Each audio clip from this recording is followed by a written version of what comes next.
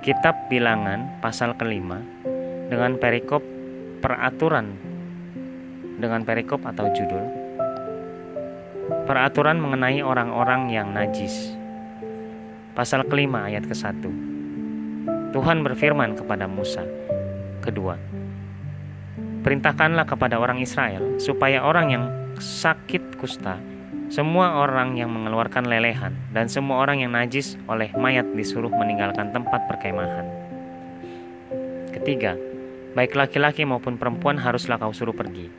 Keluar tempat perkemahan haruslah mereka kau suruh pergi, supaya mereka jangan menajiskan tempat perkemahan di mana aku diam di tengah-tengah mereka.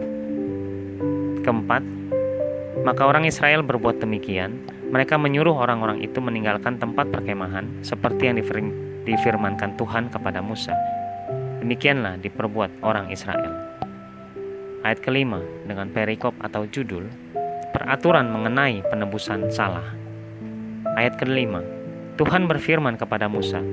Keenam, berbicaralah kepada orang Israel, apabila seseorang laki-laki atau perempuan melakukan sesuatu dosa terhadap sesamanya manusia dan oleh karena itu berubah setia terhadap Tuhan sehingga orang itu menjadi bersalah. Ketujuh, maka haruslah ia mengakui dosa yang telah dilakukannya itu, kemudian membayar tebusan sepenuhnya dengan menambah 1/5, lalu menyerahkannya kepada orang terhadap siapa ia bersalah. Kedelapan, tetapi apabila orang itu tidak ada kaumnya, kepada siapa dapat dibayar tebusan salah itu, maka tebusan salah yang harus dibayar itu menjadi kepunyaan Tuhan dan adalah bagian imam, belum terhitung domba jantan pendamaian yang dipakai untuk mengadakan pendamaian bagi orang itu.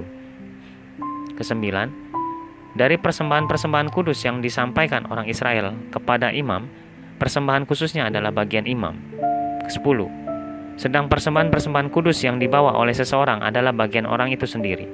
Hanya apa yang diserahkannya kepada seorang imam adalah bagian imam itu. Ke-11, ayat ke-11 dengan perikop atau judul hukum mengenai perkara cemburuan.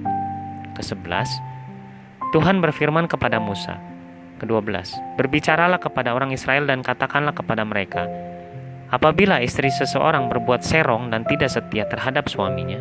Ke-13, dan laki-laki lain tidur dan bersetubuh dengan perempuan itu dengan tidak diketahui suaminya, karena tinggal rahasia bahwa perempuan itu mencemarkan dirinya, tidak ada saksi terhadap dia tidak kedapatan. Ke-14, dan apabila kemudian roh cemburu menguasai suami itu, sehingga ia menjadi cemburu terhadap istrinya, dan perempuan itu memang telah mencemarkan dirinya, atau apabila roh cemburu menguasai suami itu, sehingga ia menjadi cemburu terhadap istrinya, walaupun perempuan itu tidak mencemarkan dirinya. Ke-15, maka haruslah orang itu membawa istrinya kepada imam, dan orang itu harus membawa persembahan karena perempuan itu sebanyak 1/10 eva tepung jelai, yang ke atasnya tidak dituangkannya minyak, dan yang tidak dibubuhinya kemenyan. Karena korban itu ialah korban sajian cemburuan, suatu korban peringatan yang mengingatkan kepada kedurjanaan. Ke-16, maka haruslah imam menyuruh perempuan itu mendekat dan menghadapkannya kepada Tuhan. Ke-17, lalu imam harus membawa air kudus dalam suatu tempayan tanah, kemudian harus memungut debu yang ada di lantai kemah suci dan membubuhnya ke dalam air itu. Ke-18, apabila imam sudah menghadapkan perempuan itu kepada Tuhan, haruslah ia menguraikan rambut perempuan itu, lalu meletakkan korban peringatan, yakni korban sajian cemburuan, ke atas telapak tangan perempuan itu. Sedang di tangan imam haruslah ada air pahit yang mendatangkan kutuk. Ke-19, maka haruslah imam menyumpah perempuan itu dengan berkata kepadanya, jika tidak benar ada laki-laki yang tidur dengan engkau, dan jika tidak engkau berbuat serong kepada kecemaran, padahal engkau di bawah kuasa suamimu, maka luputlah engkau dari air pahit yang mendatangkan kutuk itu. Ke-20, tetapi jika engkau, padahal engkau di bawah kuasa suamimu, berbuat serong dan mencemarkan dirimu oleh karena orang lain dari suamimu sendiri bersetubuh dengan engkau. Ke-21, dalam hal ini haruslah imam menyumpah perempuan itu dengan sumpah kutuk, dan haruslah imam berkata kepada perempuan itu, maka Tuhan kiranya membuat engkau menjadi sumpah kutuk di tengah-tengah bangsamu dengan mengempiskan pahamu dan mengembungkan perutmu. Ke-22, Sebab air yang mendatangkan kutuk ini akan masuk ke dalam tubuhmu untuk mengembungkan perutmu dan mengempiskan pahamu. Dan haruslah perempuan itu berkata, Amin, Amin. Ke-23. Lalu imam harus menuliskan kutuk itu pada sehelai kertas dan menghapusnya dengan air pahit itu. Ke-24. Dan ia harus memberi perempuan itu minum air pahit yang mendatangkan kutuk itu. Dan air itu akan masuk ke dalam badannya dan menyebabkan sakit yang pedih. Ke-25. Maka haruslah imam mengambil korban sajian cemburuan dari tengah perempuan itu, lalu mengunjukkannya ke hadapan Tuhan dan membawanya ke mezbah.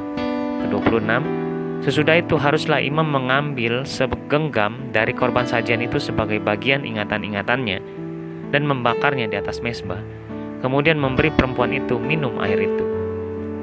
Ke-27. Setelah terjadi demikian, apabila perempuan itu memang mencemarkan dirinya dan berubah setia terhadap suaminya, air yang mendatangkan sumpah serapah itu akan masuk ke badannya dan menyebabkan sakit yang pedih, sehingga perutnya mengembung dan pahanya mengempis, dan perempuan itu akan menjadi sumpah kutuk di antara bangsanya.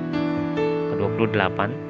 Tetapi apabila perempuan itu tidak mencemarkan dirinya, melainkan ia suci, maka ia akan bebas dan akan dapat beranak.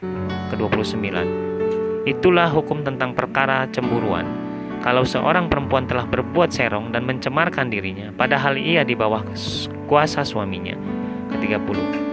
Atau kalau roh cemburu menguasai seorang laki-laki sehingga ia cemburu terhadap istrinya, ia harus menghadapkan perempuan itu kepada Tuhan dan imam haruslah melaksanakan seluruh hukum ini kepada perempuan itu. Ke-31. Laki-laki itu akan bebas daripada salah, tetapi perempuan itu haruslah menanggung akibat kesalahannya.